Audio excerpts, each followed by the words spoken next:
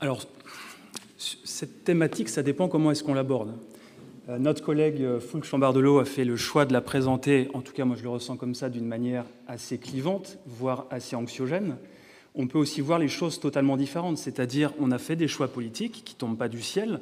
C'était quand même dans notre programme municipal de s'engager à réduire la place de la voiture en ville.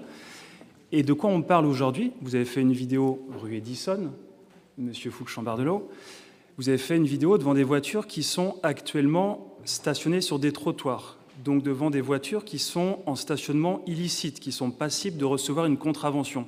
Donc aujourd'hui, la ville tolère, aujourd'hui même depuis un certain nombre d'années, la ville tolère des comportements qui ne sont pas acceptables. Donc en fait, ce qu'on est en train d'opérer, et Denis Taledec va certainement en parler, on est en train d'appliquer la réglementation. C'est quand même pas un truc de fou. Enfin, c'est vous qui êtes très à cheval et vous avez raison sur un certain nombre de principes, on applique la loi. Donc comment est-ce qu'on présente les choses?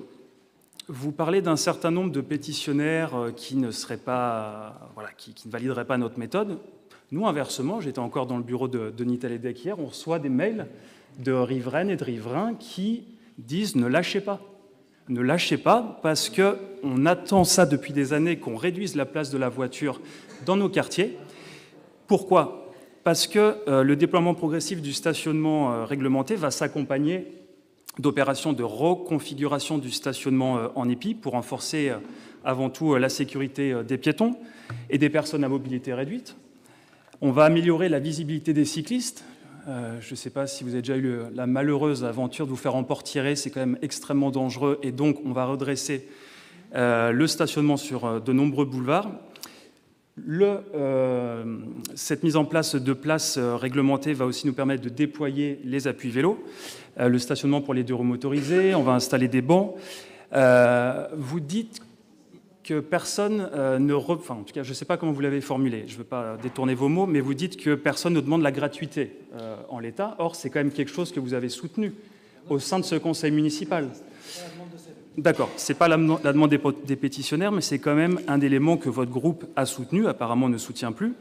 Je rappelle quand même qu'on parlait d'évolution des taxes depuis 2015. L'abonnement résident n'a pas évolué à Nantes. On est toujours sur 180 €. Alors que dans d'autres villes, des villes qui ne sont pas spécialement classifiées à gauche, comme Nice, on est à 280 € par an pour des zones centres. Donc vous voyez, nous, on fait le choix de maintenir un coût qui est quand même assez abordable, et en plus, on met en place une tarification solidaire.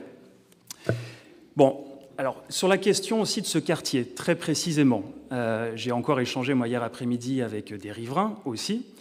Vous le savez, puisque vous y étiez, chers collègues, on a quand même affaire à des maisons nantaises qui, par définition, puisque ce sont des maisons nantaises, possèdent un parking, parce que c'est le principe de la maison nantaise. C'est une maison qui est construite, en gros, sur...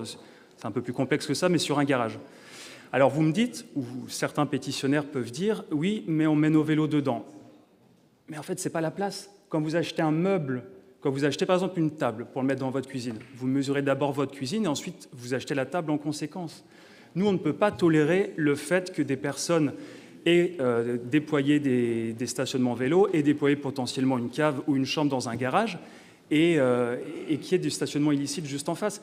C'est l'articulation entre la responsabilité individuelle et la responsabilité collective. Nous, on l'assume pleinement et je vais m'arrêter là, sinon je pourrais encore en parler très longtemps. Mais on fait ce choix de donner la place aux modes actifs et en fait d'appliquer la réglementation. Merci. Simon Citeau. Je vais essayer d'être